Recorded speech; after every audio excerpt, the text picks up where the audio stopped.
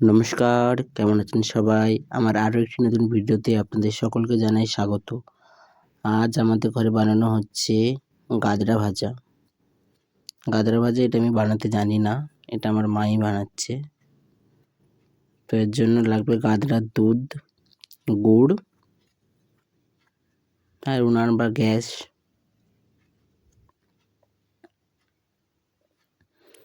তো গাজরার দুধটা হচ্ছে গরুর যখন বাছুর হয় তখন হচ্ছে প্রথম 7 দিন বাছুর হওয়ার প্রথম 7 দিন যে দুধটা দেয় সেটা দিয়েই গাজরা ভালো হয়, মানে সেটাই গাজরার দুধ আর কি।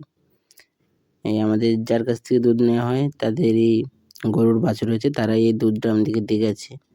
আমাদের তো গরু পালন করা হয় না, তাদের কাছ থেকে দুধটা আর কি নিয়েছি। তো দুধটা ভালো করে বসিয়ে ওটাকে জাল দিতে হবে। জাল দেওয়া হলে একটু ফুটে গেলেই মিষ্টির জন্য এখানে গুড় ব্যবহার করেছি আমরা।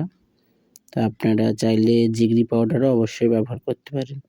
তো এটা ভালোভাবে মিশিয়ে 10 মিনিট ধরে এটাকে বেশ শুকাতে হবে। যেরকমভাবে মিল্ক কেক বানানো হয় ওরমভাবেই পুরোটা জলটাকে রিলিজ করতে হবে। তো রিলিজ করলে এটা একদম শুকনো মাখো টাইপের মিল্ক কেক টাইপের হবে। বাট এটা মিল্ক কেক নয়, এটা হচ্ছে গাজরা ভাজা। যারা গ্রামের দিকে তারা তো জানেন, আর যারা গরু পালন করেন তারাও জানেন। যারা জানেন না তাদের জন্য আমার ভিডিওটা। তো এটা 10 মিনিট ধরে আমি ভালো করে ফুটিয়ে নিচ্ছি। এখন কনসিস্টেন্সি হয়েছে। আবার এটা 10 মিনিট আমি আরও